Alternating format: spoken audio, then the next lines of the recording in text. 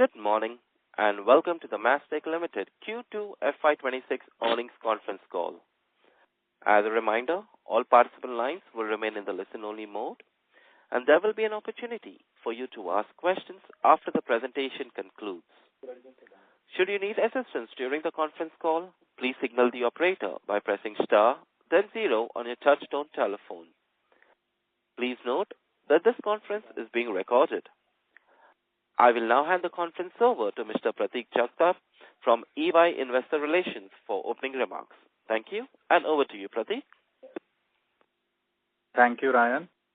Good morning to all of you, and welcome to Q2FY26 earnings call of Mastek Limited. The results and presentation have already been mailed to you, and you can also view it on our website, www.mastek.com. To take us through the results today and to answer your questions, we have the top management of Mastek, represented by Umang Nahata, the CEO of the company.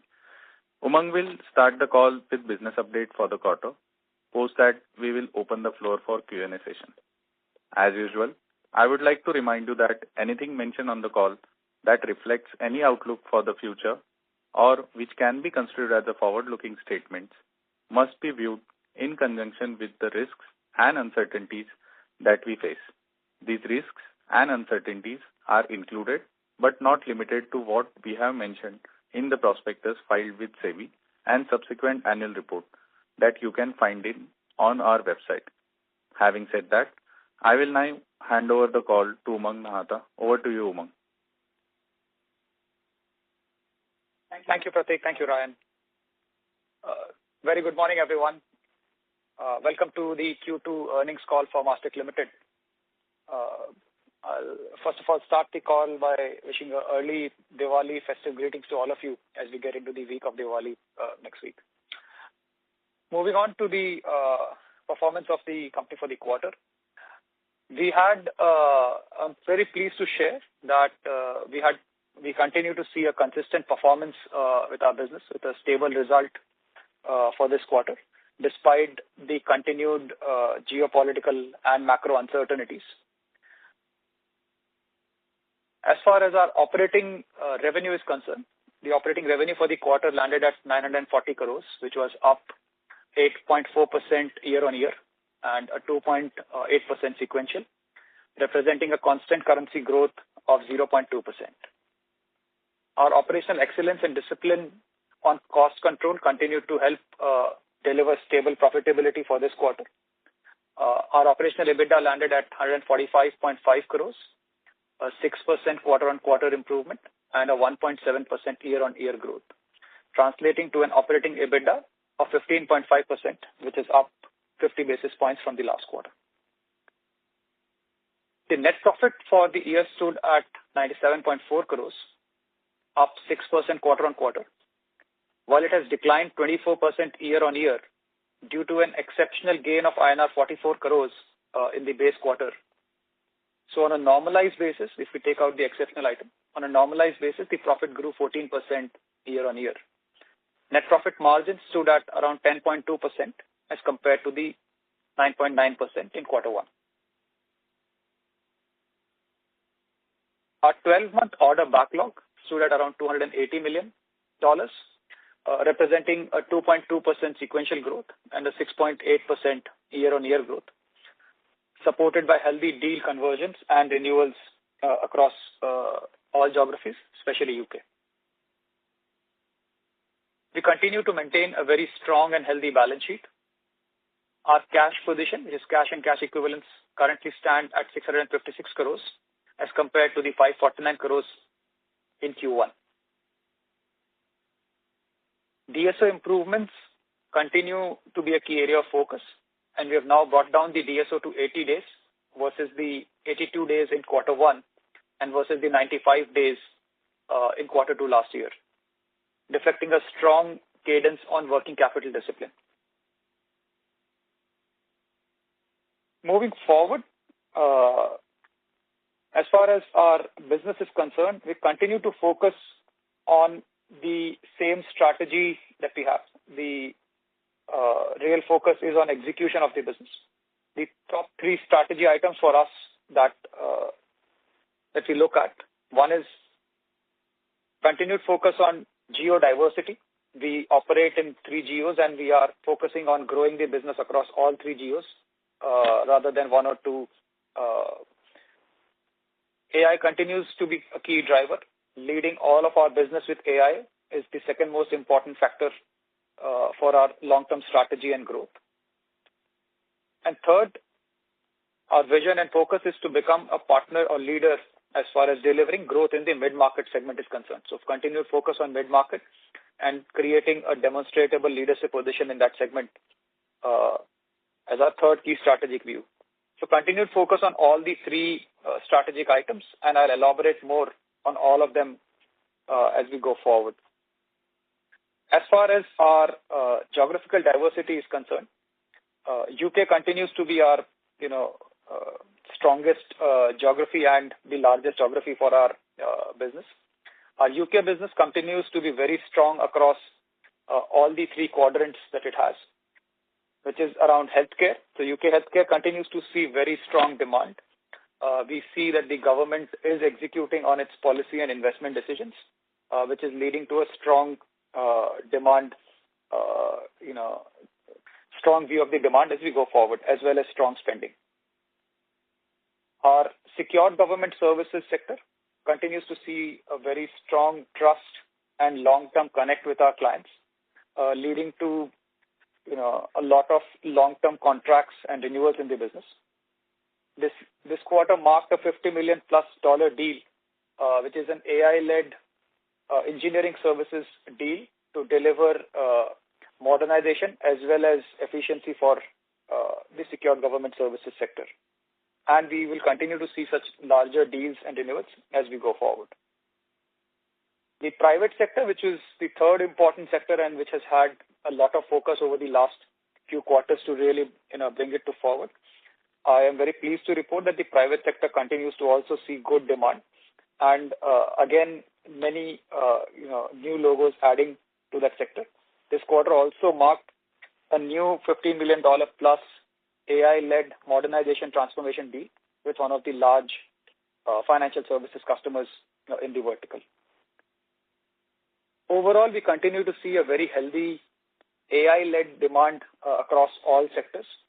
A lot of this demand is for AI for technology, which is basically demanding efficiency, modernization, and faster execution for IT technology services. And we are very much taking a front foot approach in terms of delivering a tangible ROI to our customers and demonstrating tangible benefits to them, while focusing on delivering steady and improved bottom line for the geography and for the company.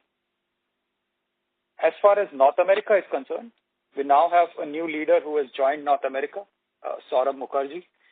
Saurabh has joined us from one of the top 4 IT services companies, very hands-on, healthcare-focused leader, and we are very pleased and excited to see the turnaround and growth of North America under his leadership. Along with Saurabh, we've also made some important changes in our capability leadership in the geography. So we now have a new leader heading our Salesforce business, and that largely marks the turnaround or the overall of the North America leadership that we were trying to do over the last 1.5 quarters, which gives us now the full energy and backing to focus on execution and start delivering the growth ambition of the geography. Our strategy and focus in North America continues to be on healthcare and life sciences as a key vertical, and we continue to see enjoy strong client relationship as well as partner relationships with Oracle, Salesforce, and the data service lines. The overall North America market still has a lot of macro uncertainties, and which is leading to right shift in demand. But we are preparing ourselves for a lot of AI-led demonstrable growth in the geography, which will deliver, significant uphaul as we move forward. As far as the APAC and Middle East business is concerned, The APAC and business, we continue to focus on healthcare as a key vertical.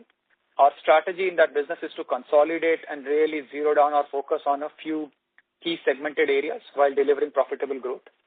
This quarter again marked significant growth in our healthcare business with $7 million plus deal on healthcare, which is one of our larger deals in the segment in the geography, as well as continued focus on DSO as well as profitability improvement in the geography. Across all three sectors, like I said, the focus on the key verticals continues to be the same, and we are seeing good, remarkable, larger deals as well as a lot of AI-led demand to deliver technology efficiencies to our client and modernization. Coming to the AI side of our strategy and equation, the AI wave is very much set on and is now in fact starting to generate more and more demand. Like I mentioned in a few of our previous calls, we see the AI wave in two parts. The first part of the wave, which is AI for tech, which is delivering efficiency, speed, and better quality on the technology delivery that we have across engineering, testing, managed services, implementations, etc. A lot of very active discussions across all of our customer base, across all geographies on the AI for tech. Our approach to AI for tech is to take a very positive and firm ROI-based approach to our clients and delivering not just an ROI on Excel sheets, but delivering a tangible ROI to them, which would mean some real business benefits as well as efficiency gains to our client. And while we do that, we are also actively working at making sure that we are preserving our bottom line, in fact, improving it as we go forward, which is demonstrable by our, improvement in terms of revenue per resource that we've been continuously demonstrating over the last few quarters. The AI for tech wave is now starting to lead into the AI for business wave, which is where customers are now very actively starting to ask for how could we help use AI as a technology to deliver business transformation. This, I believe, is going to be the biggest wave for the IT services industry over the last few decades and is going to significantly transform our industry. We're seeing some very strong initial trends there and working with almost a dozen of our customers in terms of building their AI for business transformation roadmap. As we deliver this roadmap, we look forward to getting into execution, in some part of FY27 or early FY27. And that kind of change or demonstrable change there will really mark a significant shift in the AI adoption across our customers. While we deliver all of these changes, it is also continuous focus on our internal efficiency gains and making sure that we are delivering more and more efficient services both across our delivery as well as our over G&A management. That has now started to, so our focus on operational efficiency has now started to reflect on our bottom line. And we believe while we continue to deliver AI-led efficiency to our clients, our profitability will remain steady and continue to grow northwards as we move forward quarter on quarter. Another last update as far as the Chief Financial Officer, who should have been my partner in crime on this call. We have a candidate who we are expecting to join early next month, and I'm pretty confident to have a partner with me in this calls starting next quarter. With that, Pratik, I would like to hand it over back to you for Q&A and discussions from there. Thank you. Thank you. Ladies and gentlemen, we will now begin the question and answer session. Anyone who wishes to ask a question may press star and 1 on their touchtone telephone. If you wish to remove yourself from the question queue, you may press star and 2. Participants are requested to use their handsets while asking a question. Ladies and gentlemen, we will wait for a moment while the question queue assembles. Ladies and gentlemen, a reminder, if you wish to ask a question, please press star and 1.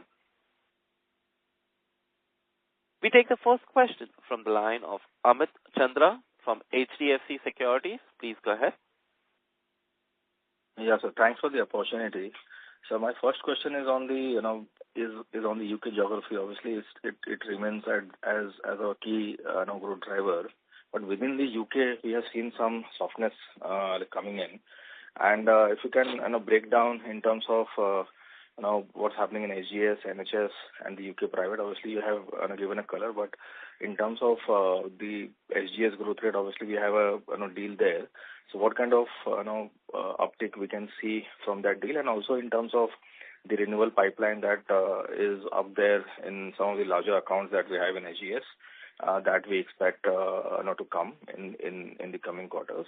And also on the NHS side, obviously, we have seen one large deal being awarded to one of the large IT majors. So, how to read that, and whether we are seeing some risk of vendor consolidation there within NHS, and like your views on that. So, is it impacting some of our spends that were planned by NHS, and also in terms of what part of the portfolio is getting dragged in the UK? So, I see some softness in the Oracle part within the UK and the EU region. So, is it over, or we can see some more drag there? Yeah. Thank you for your question, Amit. So as far as UK is concerned, like I said, we generally feel very positive and upbeat across all the sectors that we have. But you're right, as you look at the current performance for the quarter, it's been slower than some of our previous quarters in terms of growth. But let me explain it sector by sector. Like at SGS, which is the Secured Government Services, which is our biggest sector, continues to see a strong momentum. As I mentioned earlier, we're not only signing sizable renewals, but we are also signing these renewals with a lot of headroom expansion from where they were in their previous versions and avdas. These renewals continue to give us from a 3-year to a 5-year long-term visibility of steady business and growth in these sectors.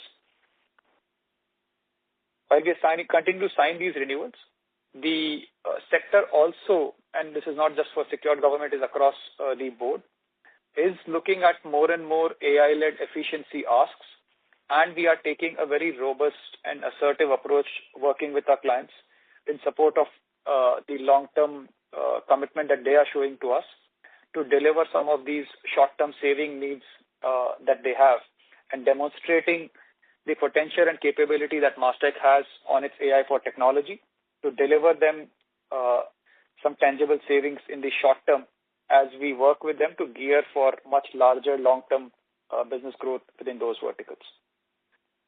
As far as NHS is concerned, the NHS deal that got announced by one of our larger competitors, Mastek was not participating in that deal. It's a deal which is not in our current, was not a deal in our direct focus, and it does not impact any of our other businesses that we have with NHS across the various departments within the NHS that we work for. This deal is more around the workforce, systems modernization, and currently we're not participating in that area with NHS. So this particular deal, and well, it's a large deal, but does not have any impact, or we do not see any consolidation or any of those kinds of risks within our NHS and healthcare segment in UK. As far as our, like I said, on the private sector business is concerned, we continue to see healthy momentum. This is where the same AI-led efficiency is allowing us to go after net new customers and win work share from our competition. An example of that was the $15 million plus deal that we have bagged this quarter is another large financial services client, where we are going to demonstrate AI-led modernization and efficiency to the account over 3 years. As far as our Oracle business is concerned, Oracle business is seeing it's a, little project-driven business and therefore sometimes has a quarter-on-quarter up or down. But we feel comfortable with the pipeline that we're seeing. In fact, we are seeing demand, and we've also closed some good orders in our traditional areas of strength, which is around the local government. And we see strong, healthy demand in the local government and higher education sector again. And our relationship with Oracle continues to be strong. In fact, we were awarded one of the prestigious, AI for supply chain partners in the AI world at Oracle that is going on as we speak. Our Oracle Europe business has also seen a new leader now come in. The leader is ex-Oracle and has really picked up, the Europe business well. And I'm confident that we will continue to see and deliver the kind of vision that we have for our Europe business under his leadership. Okay. So thanks for the elaborate answer. Secondly, on the margin side, obviously the UK margins, we have seen it has more or less stabilized, but the margins in the US and the Middle East is still lower than what we expect it to be. So any additional color in terms of how you see the margins trajectory going on from here on? Yeah, thanks for asking the question. As far as our margins position is concerned, as we continue to focus on AI for tech, it has dual impact. While we are driving efficiency and productivity improvement for our customers, it is also driving a lot of internal operational efficiency on our own business, which is a steady trajectory. But I'm sure as we continue to focus there, it will start drawing continuous improvement in our bottom line performance from here on. As far as North America specific margins are concerned, like we've been mentioning earlier, there is clearly heightened S&M spend as compared to our current business, which is in anticipation of the growth that we look at. As the business comes closer to its optimal number, which will be $3 to $4 million growth from where we are today, you'll start seeing the EBITDA numbers move significantly up. But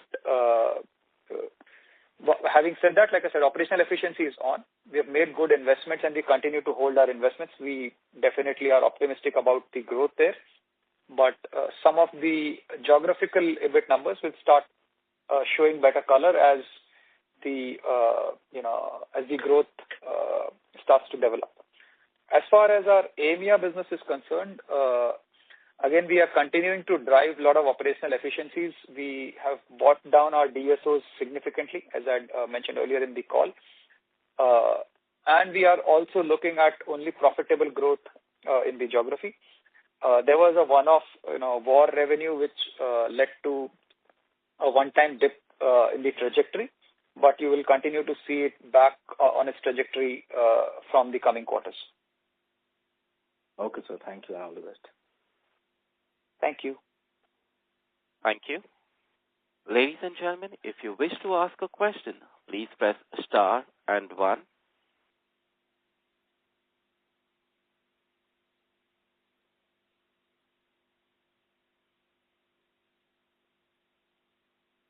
Ladies and gentlemen, if you wish to ask a question, please press star and 1.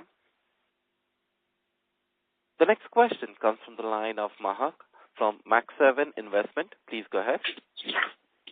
Yeah, hello. I wanted to ask about the new deals in Asia, Middle East, and Africa region.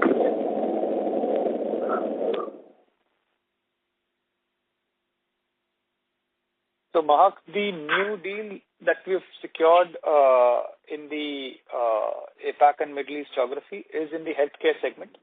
It's an AI-led transformation for one of the largest healthcare provider organizations in the geography. It's a multi-year deal to deliver AI transformation, AI-led business transformation for the account. It's a $5 million+ deal.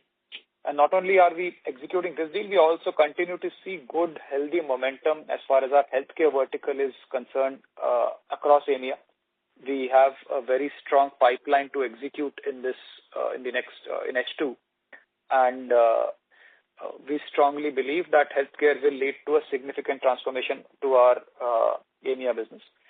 The EMEA business also continues to be a strong bedrock for a lot of new AI-led initiatives, as well as development of our Oracle Health services portfolio, and we are starting to see demand beyond Oracle ERP into Oracle Health, as well as Salesforce and some of the other service lines that we have. Okay, thank you. Another thing that with more and more AI and ML, will we see a drop in employee count and employee cost? So, as far as the employee headcount is concerned, our strategy is we are not necessarily going and reducing any headcount, but we are also using attrition to our advantage and not backfilling with the exact same numbers, which is leading to constant efficiency and growth. And I believe in the long run, we will see the revenue per resource go up consistently. Overall headcount will depend upon the size of growth, but general revenue per resource will keep moving northwards as we go forward. Okay, thank you. And another thing that using AI, what else we are seeing, like what reduction we can see in operating costs in the future? So, as far as our operating costs are concerned, our current and immediate focus from an internal standpoint was on our delivery, which is the biggest portion of our cost as well as business. So we were hyper-focused on our technical execution across engineering and Oracle and Salesforce and all of our capability lines, which was continuously being demonstrated in the headcount reduction as well as, delivering growth with the reduced headcount that we have had. As we go forward, will now focus and take the AI-led efficiency to our G&A side of the business also. We believe it will drive some efficiencies there in the G&A, but we haven't quantified that. We want to, but it will directionally improve as we go forward. Okay, thank you. I just want to tell you that the numbers are really promising, and all the best for your future. Thank you. Thank you. Ladies and gentlemen, if you wish to ask a question, please press star and 1. The next question comes from the line of Pulkit Chawla from B&K Securities. Please go ahead. Yeah, hi. Thanks for taking my question. Umang, if I look at your 12-month order book for the last few quarters, the overall growth rate seems to be quite substantial. I mean, this quarter, again, we are looking at close to 7% YOY growth.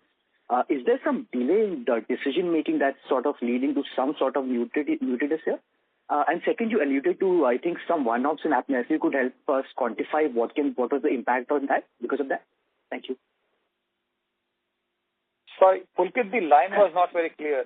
If I got you right, you're asking about the slower growth in the 12-month backlog, and was there any kind of delay in decision-making?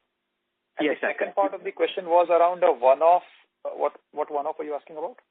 So you mentioned about one-offs in apnea, which led to sort of some impact on margins. If you would help us quantify. Yeah, all right. Yeah.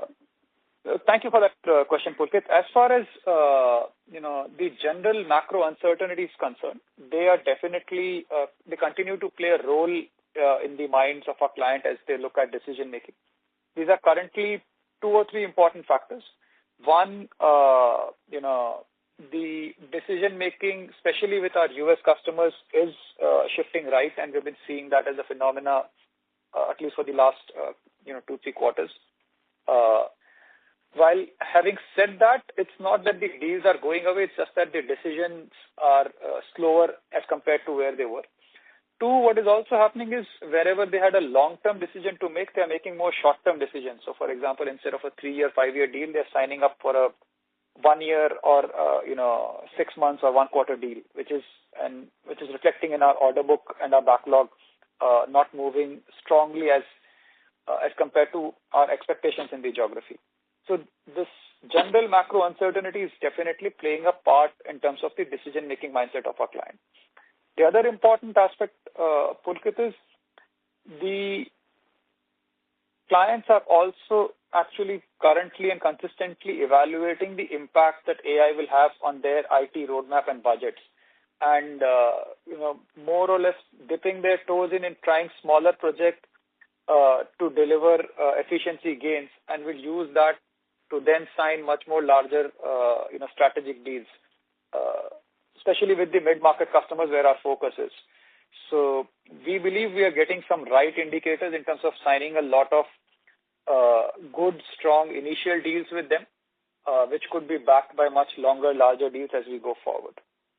So that's from that's while I've spoken about US, some of the phenomena also applies to our UK, especially the UK private sector customers.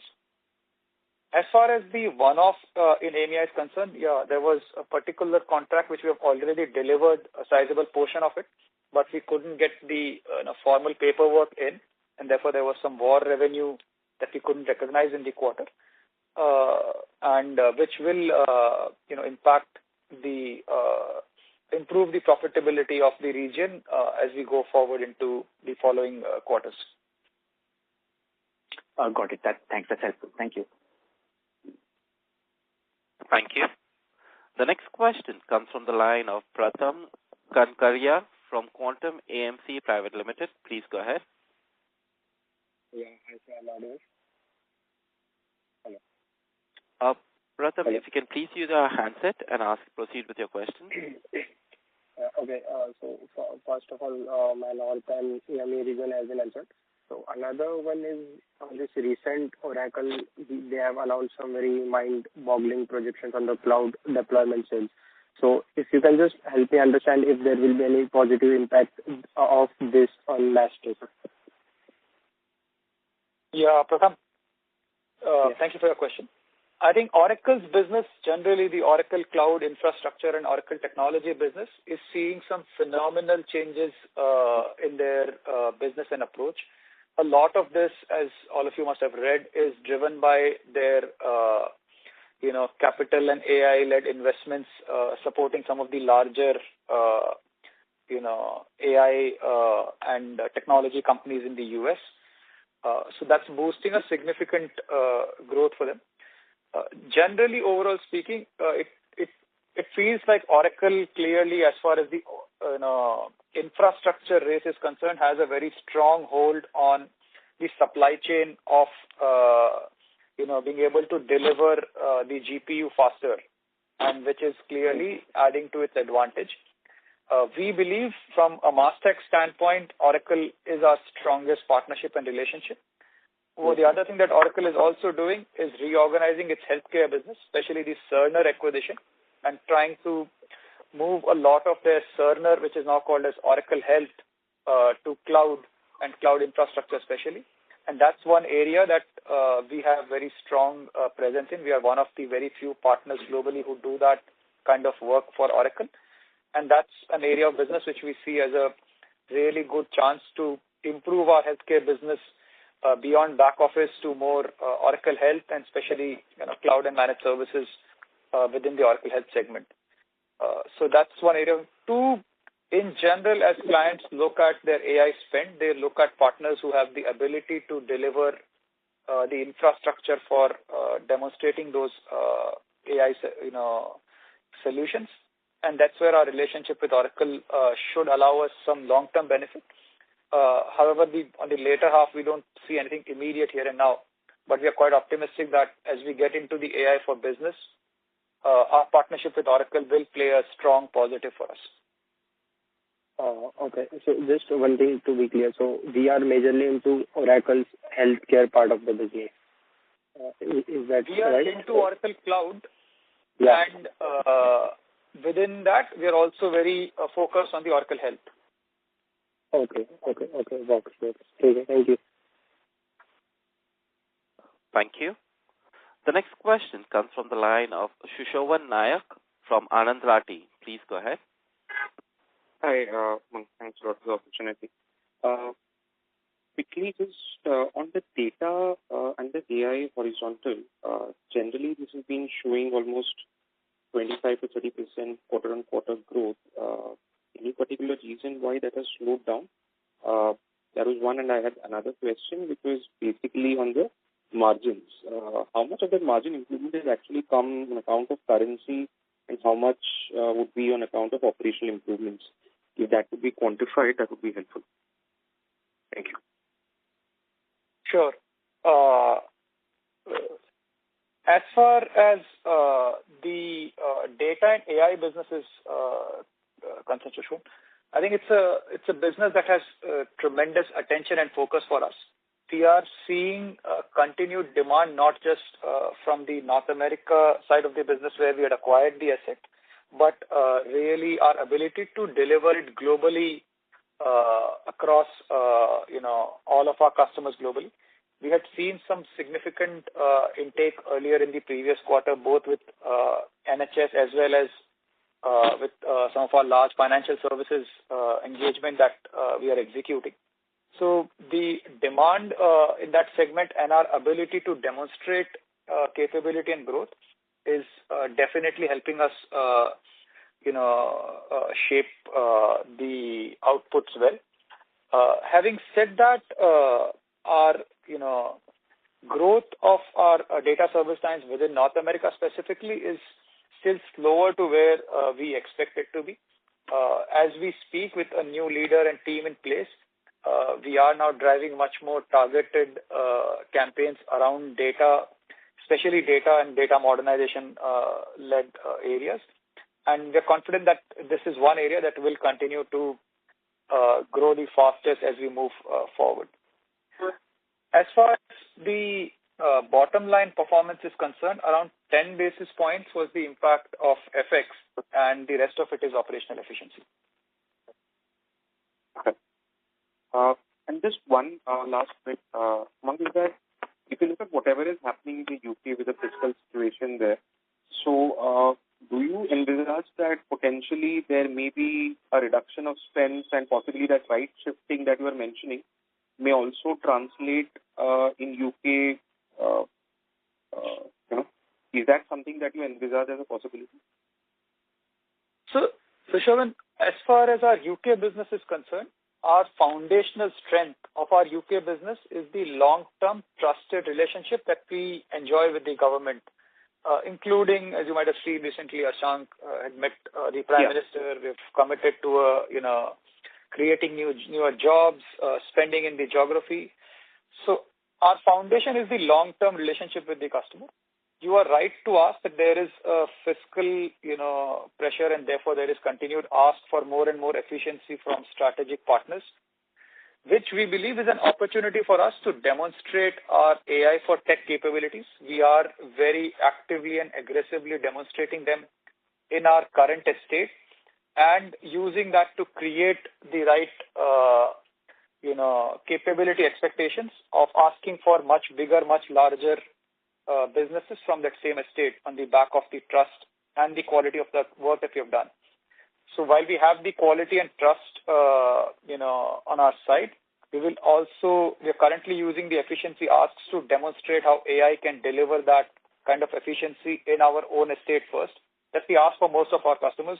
Demonstrate it in your own estate before you ask for larger businesses. We have the eye of where the larger businesses are going to come from, but we will have to demonstrate some efficiencies in our own estate first. And this is not just for UK SCS, this is true for every mid and large customer that we have. All right. Just one last question, if I may squeeze in. Otherwise, I'm happy to stand with you. Yes, please. So, in the last con call, what we got to understand was the type of work that we're doing for Bank of England. Now, that is basically shown in the government services, or is it in the BFSI bit, and what exactly would be the work? The reason I'm asking this question again is because what I also understand from Accenture's con call is that they are also doing a lot of legacy modernization work, specifically with the Bank of England. Is that something very similar that you are doing? If you could possibly just give us some flavor on that, that would be good. So the work that we're doing with Bank of England is first we're classifying it under the BFS vertical. So it's classified under the BFS vertical in our segmentation. Two, the work that we are doing for Bank of England is something that we're extremely proud of. It is very much core to the business. So what we're doing is we are helping them modernize their data, which is on a Databricks platform. And that data modernization platform that we are delivering to them will become the heart of all fiscal decisions that the Bank of England is going to make over the coming years. So this is a system where we are consolidating data from lots of banking as well as external and internal centers. It's extremely high volume with a very, very, in fact, near to zero kind of error rate precision data strategy and data execution that we are doing now. So the first part we did strategy. Now we are doing the next 3 years of execution work for them. So it's a very, business that will impact the UK's economic, policy decisions as we go forward. The work that some of our peers are doing are more around, application modernization. This is more around data and data modernization to help them with their fiscal decision making. Thank you so much. Thanks a lot. Thank you. The next question comes from the line of Dipesh Kumar Mehta from Emkay Global. Please go ahead. Yeah, thanks for the opportunity. A couple of questions. You indicated about some kind of delay in decision making and client preferring to sign shorter term contract. Do you expect that will lead to better conversion from order book to revenue?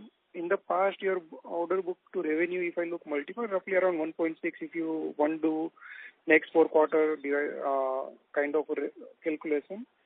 So do you expect it to improve? Second thing is, if I look your QOQ order book growth, do you think revenue conversion will be faster than that, considering short tenure deals signed in that order backlog? So that is question one. Second question is about America segment margin. If I look at it, we have seen some double digit, let's say in last year H2, America segment margin operating at. How one should look segment margin of America? We are in the investment phase, but do you think now we reach to a point where you see that investment will start fructifying into result? Last question is about APMEA. You indicated some kind of one-off where revenue recognition not happen impacted margin, but we might have followed matching principle, right? If that matching principle followed, then I am not clear why the impact was there. If you can clarify. Thanks. So, Dipesh, thanks for all your questions. As far as our, the OB to revenue ratios or some of the shorter duration contracts, that's largely a phenomena with our North America business today. And, we're confident despite of, lower order book in this quarter, we should be able to, stay consistent with our revenue performance. Like I said, earlier, we believe that the North America business will have some challenges in the short term, but will continue to deliver stronger performance as we go forward. But some of the OB to revenue ratios in North America would be better than where they were because a lot of these contracts were, the ACVs are much higher as compared to where they were earlier. As far as our UK Europe business concerned, those are still a lot of long-term 3-year, 5-year deals. And that's the nature of work that we do with secure government or with some of the other verticals that I spoke to you about. So there, the ratios will not change so much, at least not in the immediate vicinity that we have. On the segmented profitability of North America is concerned, like I mentioned in one of the previous questions, as we move forward and as we grow from here, come closer to like a $28-30 million run rate in North America, that's when it will start going up to double-digit or mid-double-digit kind of EBIT numbers. So we have invested for that kind of range today. We have to still get there, and we really want to continue to hold the investments. We think it's a very healthy investment which will deliver disproportionate results as we go forward. On the one-off in AMEA is concerned,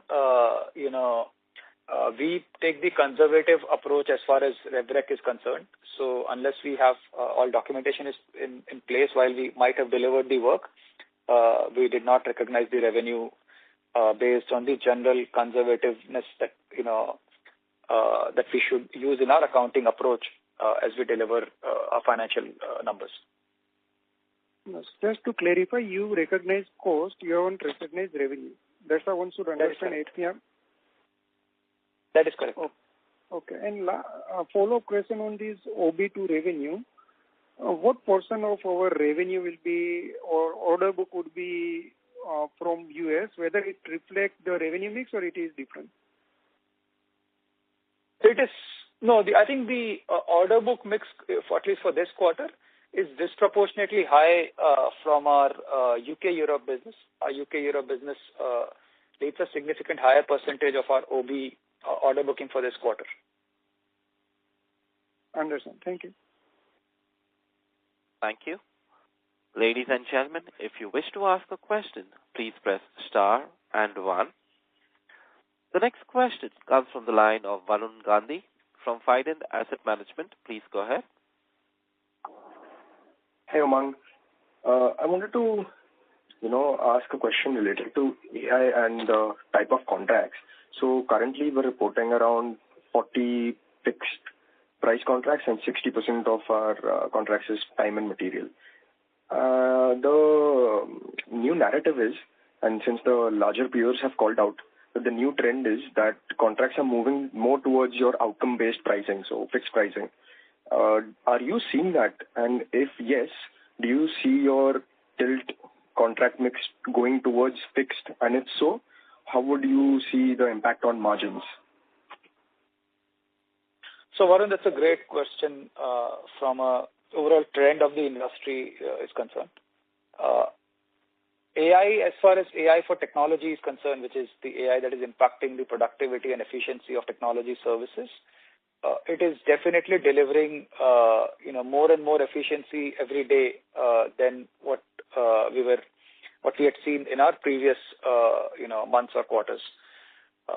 And that efficiency is is what is leading to customers as well as, partners trying to move towards a fixed price or an outcome-based contract so that the gains could be shared.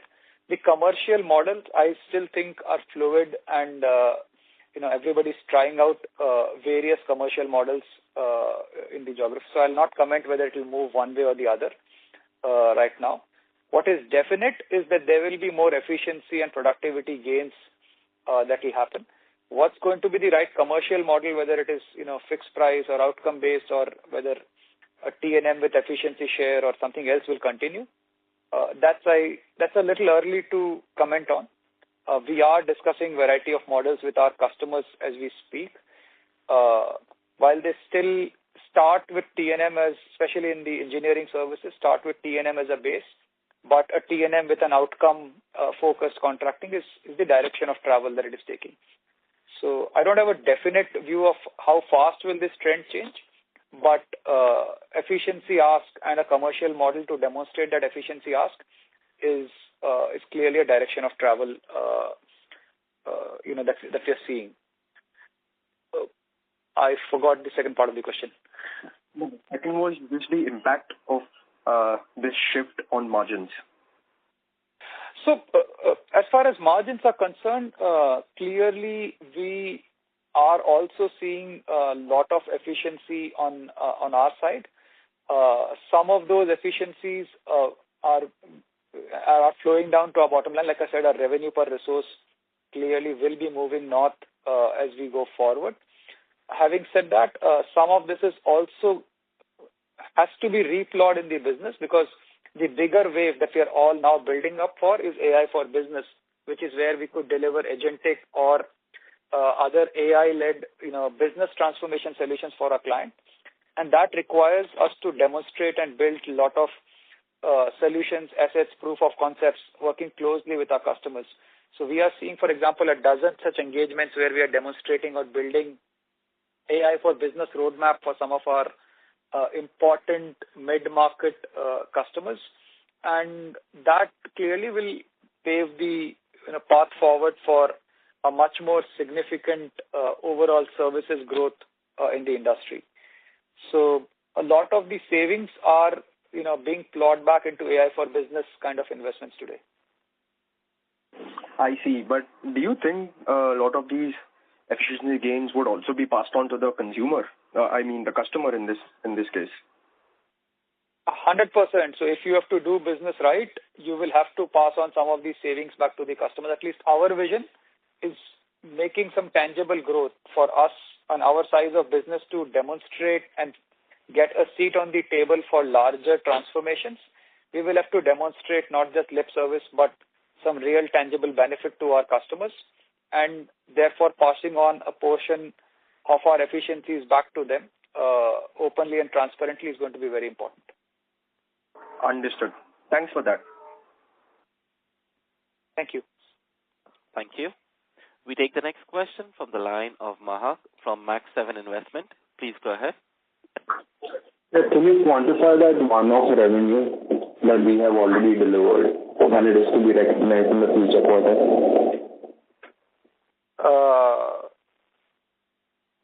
We don't have an exact number with me, Mark, but closer to the tune of like $500,000.